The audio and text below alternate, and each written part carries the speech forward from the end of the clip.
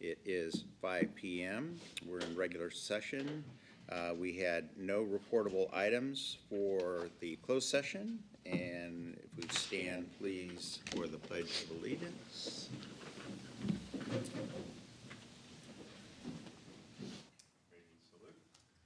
I pledge allegiance to the flag of the United States of America and to the republic for which it stands, one nation, under God, indivisible, with liberty and justice for all.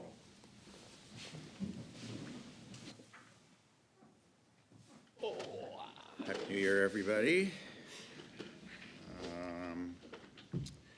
For public comment, per Board Policy 2350, any person may address the board at this time, either on an agenda item or other matters of interest to the public that are within the subject matter jurisdiction of the board. A maximum of 5 minutes is allowed for each speaker, with a maximum of 15 minutes per item unless otherwise extended by the board. At this time, we'll take public comments concerning items on the agenda. Anyone have any comments? Hearing none. Anyone have any comments on an item not on the agenda this evening?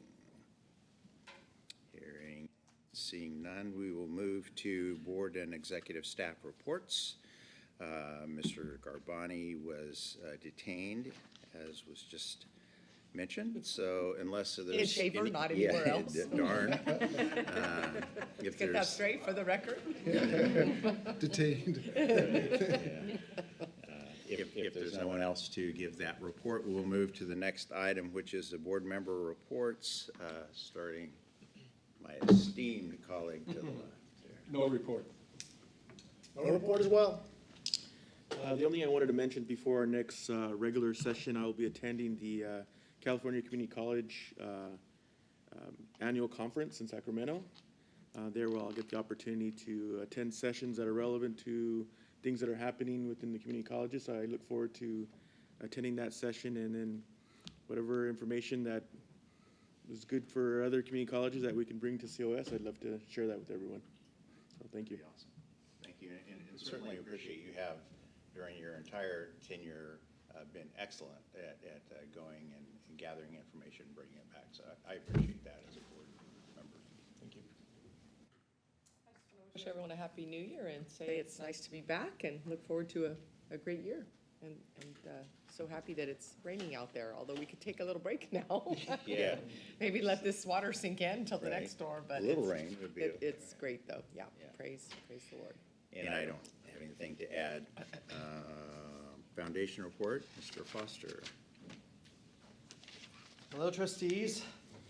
I do wanted to share with you a little bit of the outcomes of the COS Foundation's board retreat. We had approved those outcomes at the December board meeting, and so I wanted to take a moment to share those with you.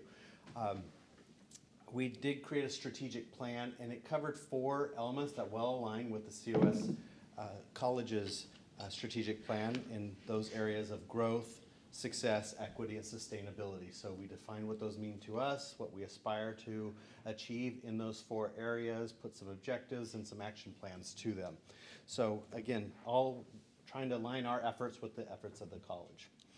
We also did something relatively different, and we're really looking forward to seeing it come to fruition. I've spoken to you various occasions about the establishment of the Athletics Endowment Fund and the Local Heroes Fund most recently.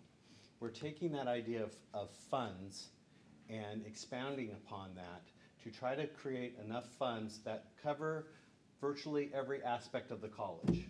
So we have a place for people to designate resources if they care to support that area of the college.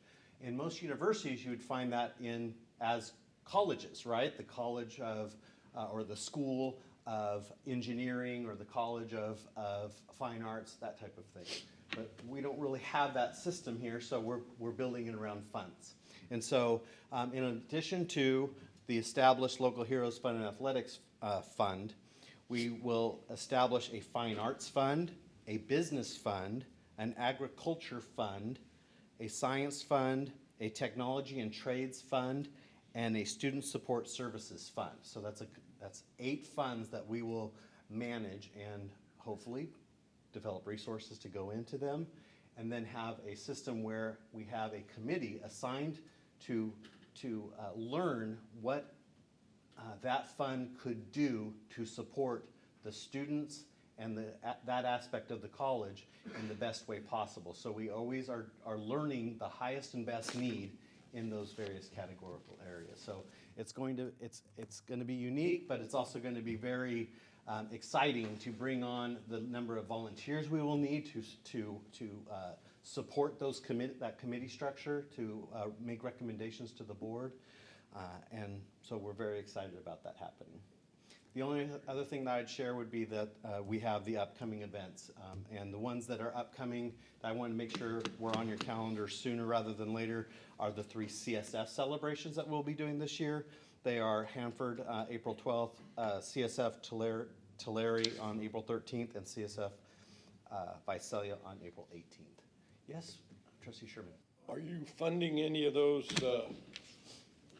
8 things now, or are you just gonna start them from scratch?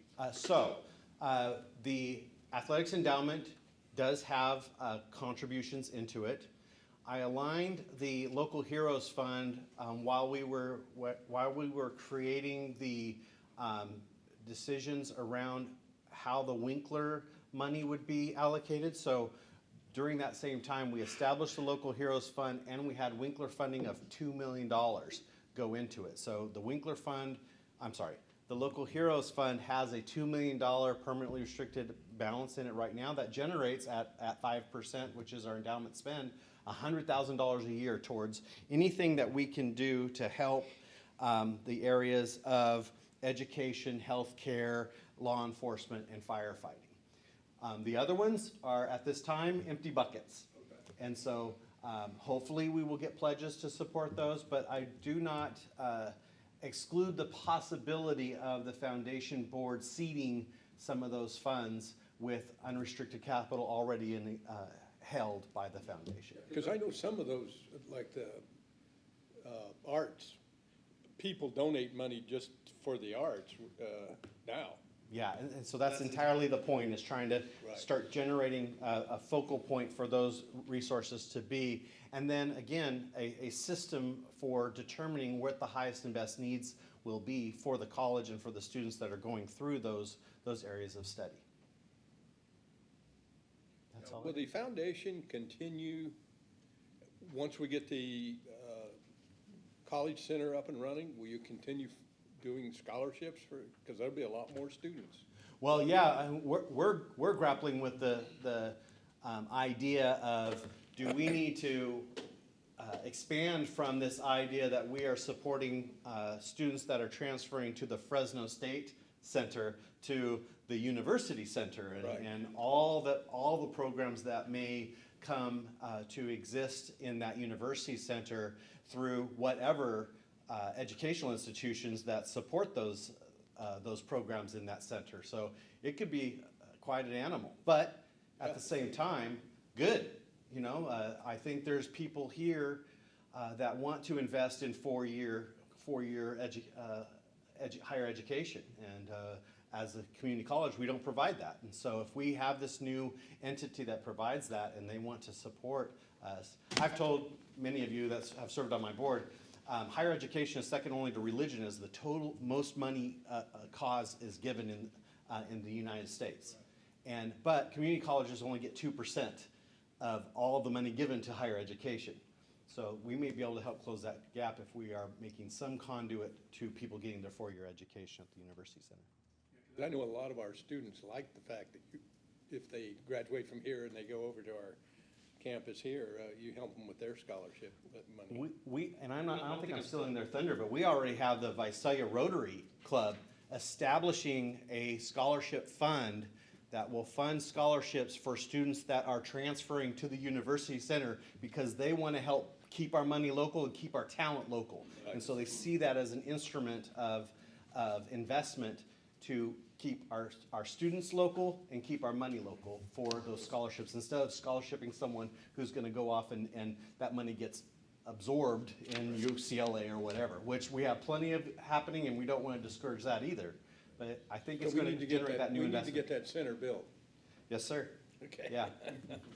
Thankfully, We're that's also someone else's working- charge. We're also working on some naming rights ideas with a few folks that could end up being another equivalent to like the Winkler Fund or something like that to drop into this. So exciting things happening. Absolutely. Excellent. Thank you. Yeah, The Nunez Family University Center at the College of Schools. It does have a nice ring to it, Tina. It does. Next up is the accreditation report, Dr. Lacerna. Good evening. What you have in your packet there is the standards review update memo from the president of the ACCJC, Mac Powell. And this is I've shared this here before, but these are basically the final drafts of the accreditation standards. And then also the second one is includes the suggestions for evidence that colleges would be looking at, including in their reports. So their links, I didn't include the versions, the actual standards in your packet, but their links in there. And I have spent the last few days digging very deep into them because the commission meeting begins tomorrow, the ACCJC commission meeting, and we'll be approving these on Wednesday. And so I can tell you that they are much more streamlined than our current ones. They are really well worded, they're clear, they're concise, and they have really nice lists of evidence that will make it very easy for us in the future. So I digging into them once again the last couple of days has proven to be a very positive experience. I don't know if you had a hand in writing those, but whomever did, if you have an opportunity, they really are very clear and well-written. Yeah. I appreciated reading them. I mean, you didn't have to be an academic to recognize what it is proof was, and it just made a lot of sense. Yeah. Very sensible. Dr. Webb, who was here from the ACCJC as our liaison, she was the lead on this. And Dr. Sarah Harris, one of our very own faculty members, was one of the writers of this. So we definitely had our own input on a lot of this. Any questions, or just, they'll be looking at that, we will be approving this at the commission meeting on Wednesday, so as also a commissioner, if you have anything you want me to share there, I will definitely share that, and, Do you have any changes you'd make at this point, or do you? I is have it- some minor edits that I've written down that I'm gonna share with But them, just but they're minor. very, and it's things like they use the word, they changed the mission stuff to use the word, your characteristics, the characteristics of the college. And I think we have to be very clear about what that means. What are the characteristics of an institute? So I think there's little things like that, like let's make sure we define what we mean when we say characteristics. So they're really minor, but Good. overall, I think, it's fabulous. I would love Good. to write to these new standards because they're very clear, like you said. Tomorrow, yeah, I'm not looking forward to it. Drive careful. Yeah, especially on that crazy 99. Yeah, Back safe. okay, great, thank you. Superintendent President's report, Dr. Calvin. My report is quick tonight. A reminder, board members, that we have our convocation this Friday in the theater. Start about 8, and we've got a guest speaker, Kathy Buckley. Comes to us highly recommended from other convocations and chancellor's office presentations on student accommodations and so forth. So looking forward to meeting Kathy. And then I know that you've received calendar invites, but Thursday the 26th in the afternoon and Friday the 27th of January, starting in the morning and running through probably a little after lunchtime, we'll have our annual board retreat. And looking forward to that.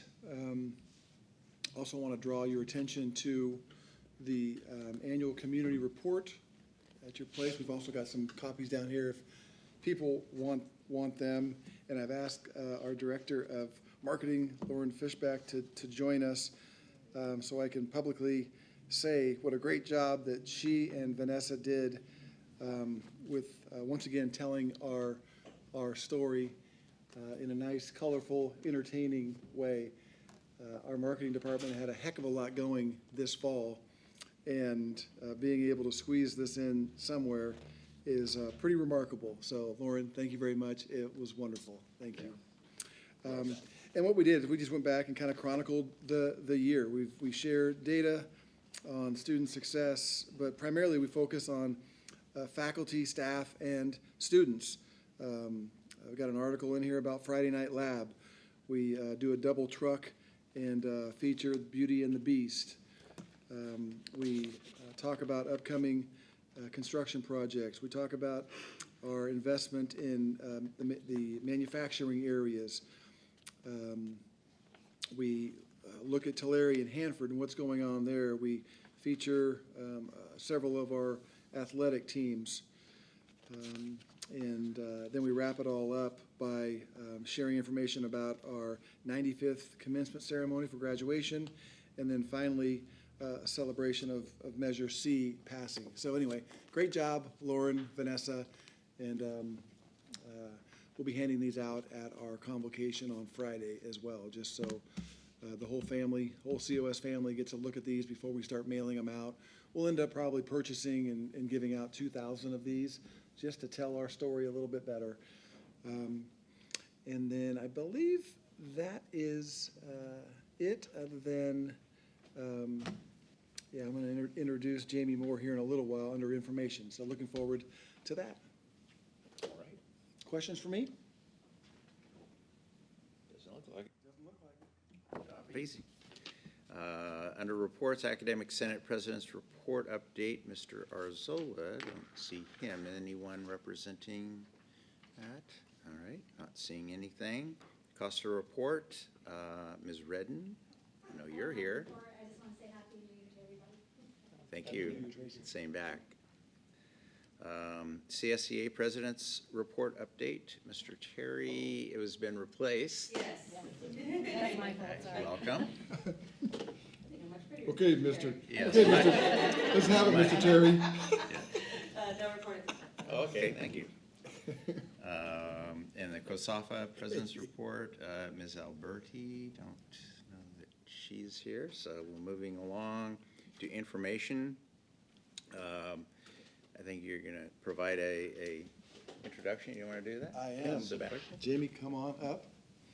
We're lucky enough tonight to hear from Jamie Moore, who is going to share on her sabbatical. Yes, good evening, trustees. It's an honor to be here with you tonight despite the rain. I live in Fresno, so yes, the 99 is a little dangerous right now, but glad to be here. I was granted the privilege to have a sabbatical for spring 22. Guess, try to figure out which year it is. So I want to share with you what I worked on over that sabbatical, as well as some additional achievements that I hope are beneficial to our COS community. So my sabbatical goals, the primary goal was the pursuit of a higher degree. I'm working on my PhD in interdisciplinary studies at UC Merced. My focus under that really big umbrella of interdisciplinary humanities is pedagogy and faculty identity. My goals included general academic progression towards my degree. I took advanced pedagogy independent study for several semesters, so I wanted to continue that work, complete my qualifying exam process, my dissertation, prospectus, and then my prospectus committee presentation and exam, which are all formal processes that take several weeks. So the first part of my goal, I continued my advanced pedagogy study with Dr. Ann Zanzuki at UC Merced. I had additional study and mentorship with two other folks who are on my committee, Dr. Eileen Camfield and Dr. Mei-Ling Hong. Both of them focus a lot on student resilience as well as faculty identity, particularly equity and diversity initiatives around retaining diverse faculty. My study focuses during that semester included linguistic justice and culturally responsive writing curriculum, for which I was developing a presentation, community college women of color faculty, how to recruit and retain women of color faculty in the community college system, particularly with the initiatives from the Chancellor's Office and looking at the EEO directives for the California Community College system. And then also generally community college faculty identity development, what we're doing positively and what gaps still exist. The degree I have, I'm hoping will have direct application to my work, supporting our EEO training, my involvement in our EDAC committee, as well as our interdepartmental communities of practice that I've been involved in for several years. So I also wanted to share with you some additional achievements that have branched out from sharing the kind of work that I've done here at COS with my committee at UC Merced.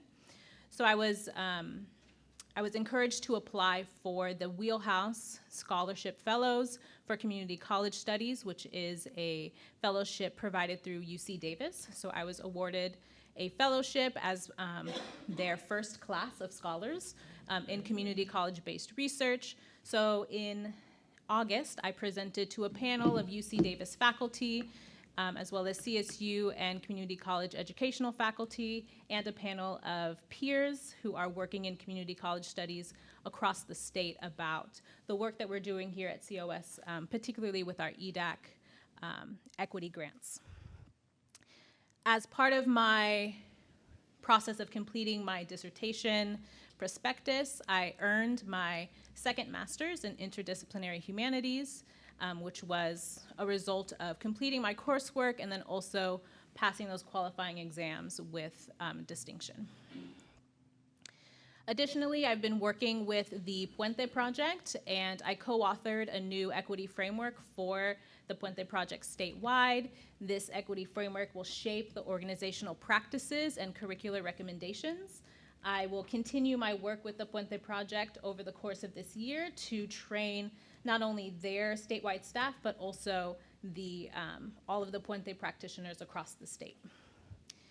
The presentation I was working on was delivered with Dr. Canfield at the AAC&U conference. We talked about student resilience as well. We had two presentations. I'm also part of the Research Resilient group at UC Merced. And then with my colleague here, with Eric Armstrong, we published an article. Oh, actually, this is a different, this is a different thing. I published an article alone with the California Acceleration Project about the best practices for teaching, the research paper, and transfer level English. Part of that came from my experience teaching in the Puente classroom here as a Puente co-coordinator, and some of my research as well in student resilience. And the most recent thing that I left off of this slide is that I co-authored an article with Eric Armstrong about our process revamping our English 1 course outline, which was published through USC's Race and Equity Center. So that came out in November. So that's the update, and I welcome any questions. Jamie, just tell us, just go back a minute and tell us a little bit about your particular situation, how long you've been at COS, and what was your prior experience before coming to COS? Absolutely. My prior experience before coming to COS, I had finished my MFA in creative writing. I worked as a lecturer for Antioch University, Los Angeles. I actually came to College of the Sequoias as a short-term sub for James Espinoza in the English department. And I came into this accidental full schedule. So he had, when we had our acceleration courses, he had one course of every course basically that we offered in the English step. And I also came in as a Puente co-coordinator. So I got this really amazing kind of teaching boot camp my first semester here. Fell in love with the COS community, particularly because I needed to rely on a lot of folks in the English department and the extended community to learn how to become a teacher in that first semester. I adjuncted here for 2 years, got hired full-time in 2015, and have been here since. I have been involved with John Bratch and his mentorship in helping to develop our EEO training. I've served on the EEO committee. I've co-chaired the EDAC committee with Juan Vasquez until my sabbatical. as well as being involved in other committees within the English department. Very active, to say the least. Yeah. That didn't sound like boot camp, that sounded like a full-on dumpster fire, though. 5 preps and. Yes, I had 5 preps. And program coordinator. But I couldn't have been better prepared, you know, it was a really lucky opportunity to be able to sit in an interview after 2 years here as an adjunct to say, I've taught pretty much every class you can teach at COS. So I'm very grateful, and James and I are close to this day. Yes. What made you choose UC Merced? Part of it was the proximity, Okay. because I feel very vested as an English instructor at College of the Sequoias. I didn't want to leave this job to pursue my degree. I also was lucky enough to be connected early to my mentor, Dr. Ann Zanzuki, who was fully supportive of not only pursuing community college research, which, you know, the community colleges are vastly understudied, particularly faculty identity in the community colleges. So those 2 connections just made it happen. And I actually found out that UC Merced had that PhD program when we were touring the campus with my Puente class. And the tour guide happened to mention, oh yeah, you can also pursue a doctorate here. And I was like, oh wait, I have questions too. And so my Puente cohort of fall 2019 got to be a part of that application process with me, which was really special. Yeah, thank you. Yes, thank you. Very good presentation. Thank you, Trustee Help me Sherman. understand that the real definition, not the John Lane's head definition of faculty identity. Yes, absolutely. So part of what I am working to understand is how faculty change the way we understand who we are in the context of not only the classroom, but how we interact with other faculty. So thinking about kind of social coordination, we have all these kind of unspoken rules that happen, right? When we're in interactions, we come into a space and we learn the specific culture of a space. So how do we learn that culture? How do we identify what those different cultural markers are of those different spaces? And then how do they change how we think about who we are, right? A very small example of that is, right, kind of moving from being the adjunct, you know, at COS with this big course load and looking to other experts, and then moving into that position of being an expert in equity on this campus, right? So I very quickly, with the help of John Branch and Dr. Lacerna, was able to feel like I had a sense of what our goals were for the faculty and the connection that we build, the communities of practice that we were working on through that experience. So what happens in that period of experience where we're learning that culture, learning to articulate what our values are, all of those things, and they change the way we present ourselves. Yeah. And by extension, then, the impact that group or those individuals have upon students. Absolutely. Right? I would Absolutely. think that would be, to me, that would be an extremely valuable part of the discussion. Yes. And a responsibility that comes along with that. Right? Yeah, that's why being a part of the Puente project and rewriting that equity framework with them has been so beneficial, is thinking about how are we as Puente practitioners and having to be some of those equity experts on our campuses, how do we articulate what that means, what equity in action really means in our classrooms? Awesome. Fabulous job, Jamie. Thank you so Thank you for much. Thank you, everything you do Dr. for the Calvin. college. Thank you. And drive safe, Yeah, really. slow and safe.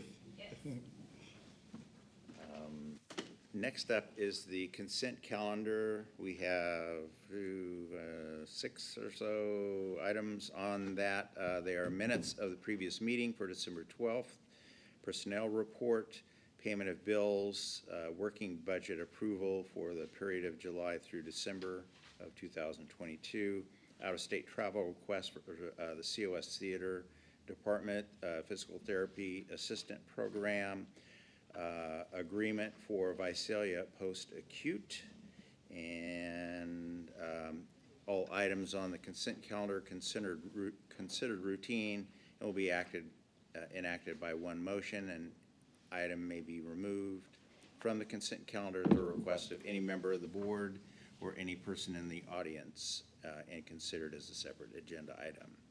With that, offer the consent calendar to the group. Approve. Second. Moved by trustee Cardoza, seconded by trustee Sherman to approve as presented. All those in favor signify by saying aye. Aye. Any opposed? And no abstentions, so passes unanimously. Thank you very much. Next up is the action item, the bid award. Oh, look who's here. Here's the trouble. Mr. Woods. Hello, hello, Happy New Year. All right, big day for us. We had recently had a bid opening for the Tulare Campus CTE project, also known as Phase 2 CTE expansion out there at Tulare campus. Just to recap the project itself, Phase 2 includes approximately 40,000 gross square feet of facilities. It's comprised of 3 separate buildings.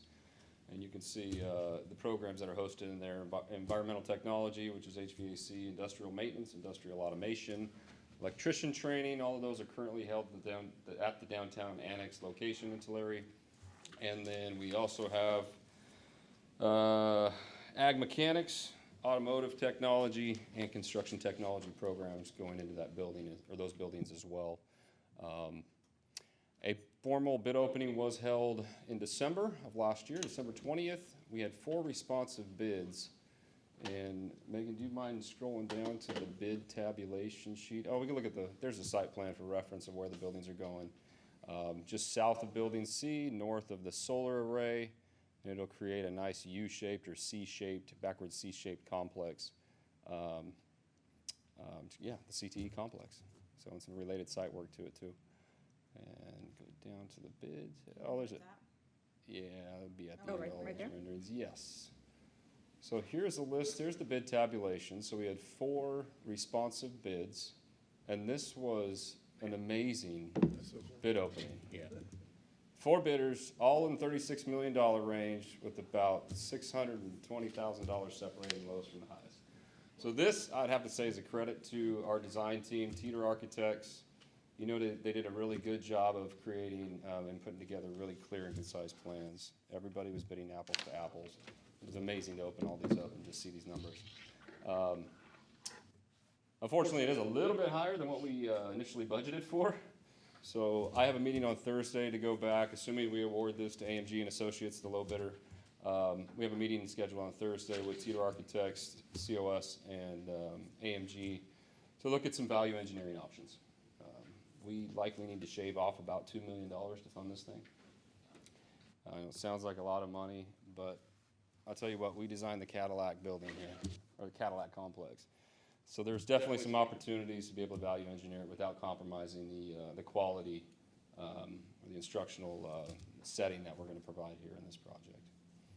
I don't know if you want to look at some of the renderings. You guys have seen the renderings? Or? Yeah, I would like to go back to, Yeah. the site, The aerial shot? Or- yeah, right there. So, this building is which one on there? So all 3 of those orange buildings. Oh, it's the There are orange building. 3 And C is new the welding, buildings. C is the welding shop. Oh, C is the, okay, so Correct. building A, building B, C is the welding. So this is actually 3 separate buildings. 3 buildings, so Okay. totaling approximately 40,000 gross square feet, and all of the site work around those buildings. You'll see the green that represents landscaped areas, and then the lighter gray in the courtyard there in the middle of all that backward C. That's all new development.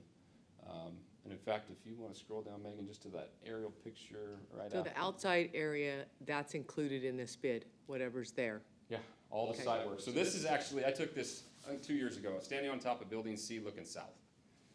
And so that whole dirt area between the foreground here is Building C, and then the background there is the solar array. All of that is getting developed. It is, it's the big scope of work. In fact, I think that courtyard area, that central area, is about an acre. So most of it's concrete work. So yeah, it's a big project. It's going to be beautiful once it's done. So if you go back, if you Sure. don't mind, go back to the So there, and so that's gonna tie into the other buildings, through the walkways that I guess we see there on the, which I would call the, Do the opposite- interior fire lane on the east side? Right. Correct. So Byron, so the orange one, can you identify the purpose of each one of those? Who's going where? If I can recall, it's been a little while. I think the, we do have a pointer. They all have classrooms and appropriate lab space for 8 or 9 different career tech fields: HVAC, electrical, construction, industrial maintenance, industrial technology, automotive. Correct. So automotive technology's up here. So they'll have a bunch of, quite a bit of glass, nice storefront display space kind of opening to the north. Then we have ag mechanics right below them. Then below that is going to be a computer lab. Right below them is industrial automation. I think there's another computer lab in there, or maybe 2 more in there. And then we get down to the industrial maintenance, HVAC, your electrician training, and construction technology. All of those are really closely related. What's also nice is right out in the yard here, this right there, I call that the sandbox, which is just an expansive sand area, dirt area, and they can bring in backhoes and equipment and actually lay conduit and trenches and simulate real world, what happens in the real world as far as that workforce, that trade in the workforce. You'll see this large green area in the middle, that's all grass. There's trees on each side of it, and then you'll see a round element in the middle that will have a shade structure over it, and that's where we can host events out there. If you want to bring in people, bring in different groups from the high schools or vendors and other businesses to promote what we're doing, that would be the place to host it.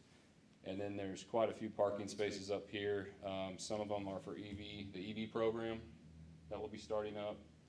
What's nice is you can actually have the electrician training program go wire in the EV charging stations, and then you have the automotive program actually working on the electric vehicles. Yeah, no So kidding. it's, all of those programs are gonna work really closely together within that complex. Is that enough additional parking? This is all future parking, so we're not putting any parking in with the project. The project limits are just the driveway here, and then what you see in the green, all the way up to building C. Enough parking. Yeah, we have adequate parking out there.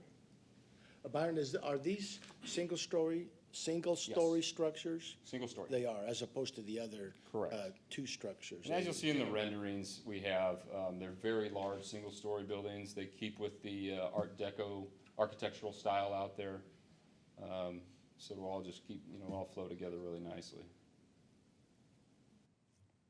Square footage wise, we're, either bringing in from offsite or relocating from other campuses. Are we pretty much even, or are we increasing? It's increasing.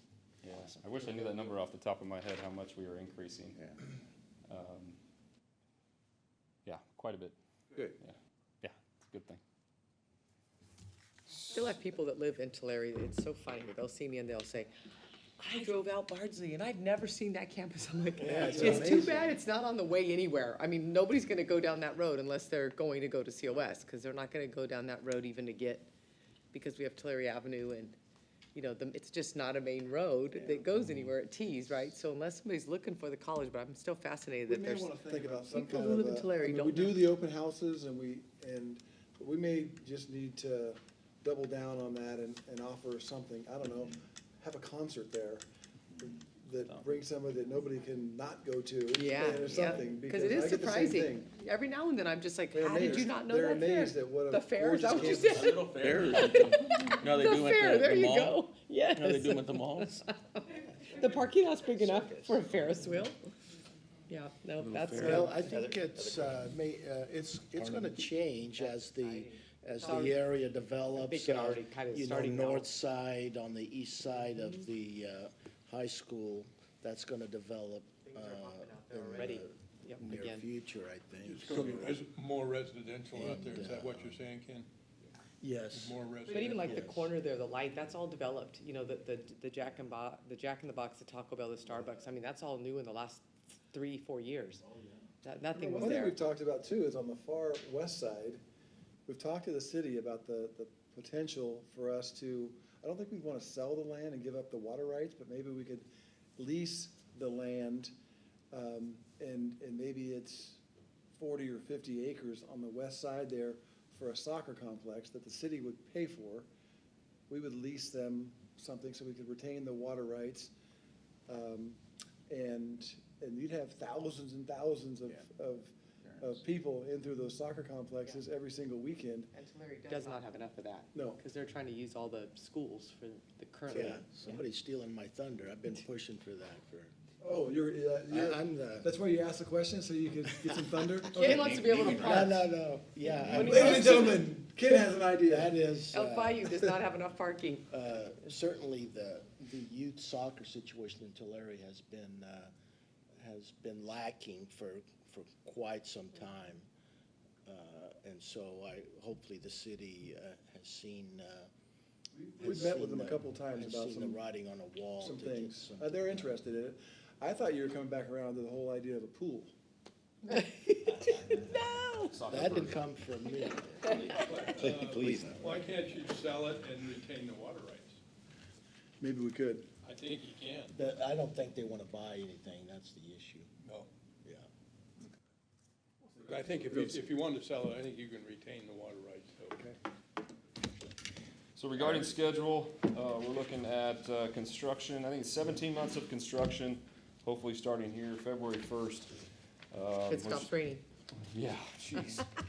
Which would end up with a July completion, July of 2024, in hopes of just getting in there right before August. It's Wow. a very tight schedule. Yeah, that's gonna be. But so far, the contractor's been great to talk to, great conversations. The funding, as you can see, funded partially by Measure J. About 22.3 million is what Measure J was worth. And the balance would be paid for out of district's capital project funds. Yeah. Recommendation for the board trustees to award the formal bid to AMG and Associates for $36,133,000 even. Any further questions? Gulp. That's a lot of money. Great investment, though. I move we approve. Second. Moved by trustee Sherman, second by trustee Macareno to approve the award as outlined. All those in favor signify by saying aye. Aye. Any opposed? None opposed, no abstentions, passed unanimously. Go get them. Thank you. Thank you so We'll much. spend $36 million. Yeah. Any other business to come before the board? If not, we stand adjourned. Thank you very much. Stay dry.